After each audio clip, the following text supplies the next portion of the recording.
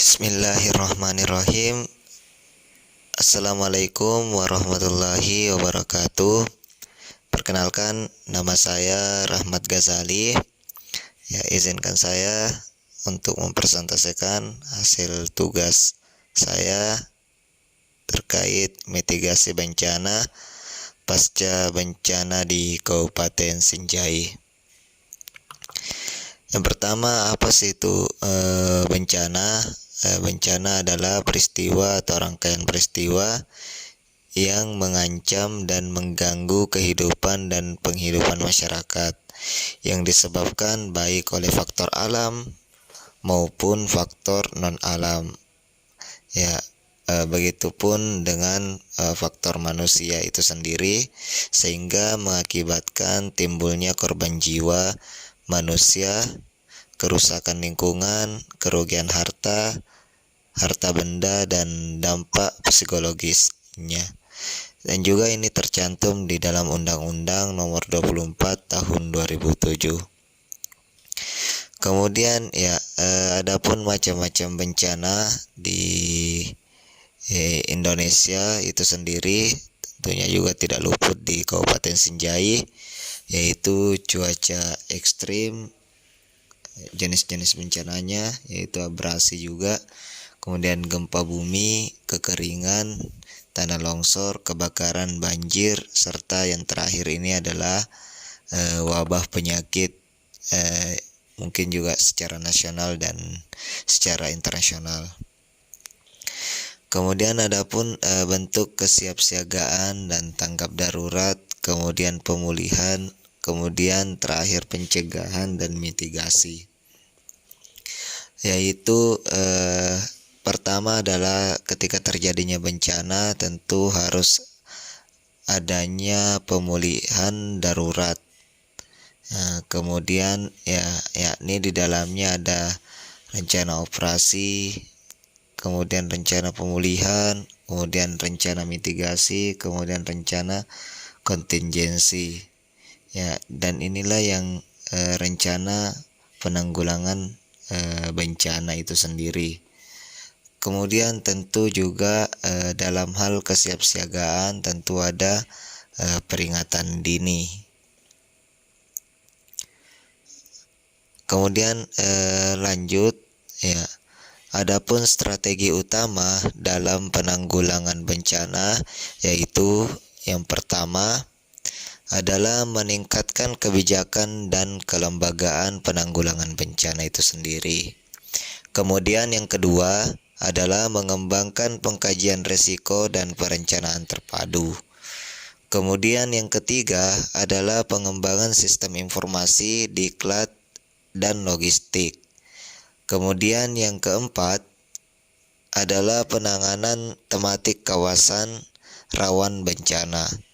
Kemudian selanjutnya yang kelima, peningkatan efektivitas pencegahan dan mitigasi bencana. Kemudian selanjutnya yang keenam adalah penguatan kesiapsiagaan dan penanganan darurat. Kemudian strategi yang ketujuh adalah pengembangan sistem pemulihan bencana. Kemudian selanjutnya adalah mengenai prinsip-prinsip dalam penanggulangan bencana, yaitu yang pertama adalah bencana adalah urusan bersama. Ini yang harus kita pahami terlebih awal. Kemudian berbasis pengurangan risiko bencana, kemudian pemenuhan hak masyarakat. Masyarakat juga menjadi pelaku utama. Kemudian dilakukan secara partisipatoris. Kemudian mobilisasi sumber daya lokal, kemudian juga harus inklusif, kemudian berlandaskan kemanusiaan. Kemudian prinsip selanjutnya adalah keadilan dan kesetaraan gender. Kemudian keberpihakan pada kelompok rentan, transparansi dan akuntabilitas, kemudian juga perlu kemitraan, multi ancaman, kemudian otonomi dan desentralisasi pemerintahan.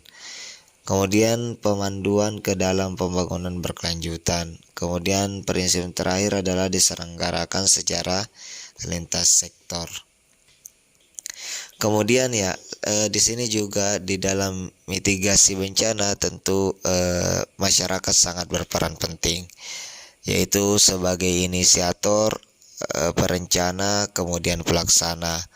Ini adalah peran-peran yang harus dilakukan oleh masyarakat, karena tentunya bencana ini bencana ini mampu diselesaikan yaitu oleh rakyat itu sendiri, dari rakyat, dan tentunya untuk masyarakat itu sendiri, dari masyarakat, oleh masyarakat, dan untuk masyarakat. Kemudian lanjut ya, tentu peran serta masyarakat dalam penyelenggaraan penanggulangan bencana. Ini juga masuk dalam Peraturan Kepala Badan Nasional Penanggulangan Bencana nomor 11 tahun 2014. Kemudian ya, masyarakat juga merupakan salah satu elemen utama dalam penanggulangan bencana, yaitu dalam lingkup pemerintah, kemudian akademisi, kemudian juga masyarakat, media massa, dan dunia usaha. Semua memiliki peran penting dalam penanggulangan bencana. Kemudian ya, juga terkait perubahan paradigma dalam masyarakat selama ini, yaitu selalu sebagai pihak yang diselamatkan atau ditolong, harus dirubah menjadi penyelamat atau penolong ketika dalam mengalami bencana, yaitu diselamatkan harus menjadi penyelamat. Kemudian juga paradigma yang ditolong harus juga melakukan perubahan paradigma yang menjadi penolong. Kemudian upaya manajemen bencana alam yang terjadi di Indonesia saat ini memerlukan dukungan dari media massa dalam melakukan komunikasi kepada masyarakat. Degradasi lingkungan dan global warming menyebabkan wilayah Indonesia menjadi rawan bencana. Informasi mengenai situasi prabencana saat kejadian dan pasca bencana menentukan terbentuknya keamanan dan kemampuan warga menghadapi bencana.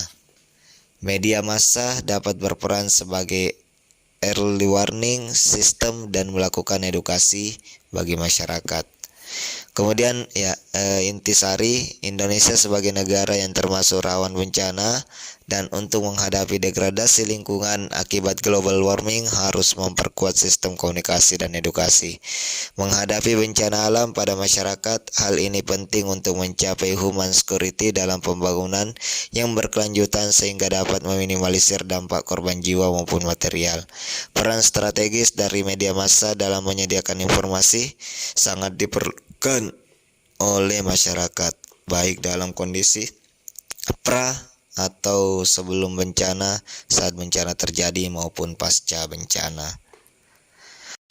Kemudian terakhir ya, oleh karena itu dalam menyampaikan pesan dan informasi dalam komunikasi resiko bencana harus memperhatikan konteks dalam kegiatan dalam manajemen bencana yang mencangkup tahapan. Ya, yang pertama sebagai pencegahan, kemudian mitigasi, kemudian yang ketiga adalah terkait kesiapan, peringatan dini, kemudian tanggap darurat, juga bantuan darurat, kemudian pemulihan, rehabilitasi, dan terakhir rekonstruksi. Ya, itulah tadi beberapa penjelasan terkait materi kami mengenai mitigasi bencana pasca bencana di Kabupaten Sinjai khususnya. Terima kasih atas segala perhatian. Kami ucapkan lebih dan kurangnya kami ucapkan mohon maaf. Billahi taufiq wal hidayah. Assalamualaikum warahmatullahi wabarakatuh.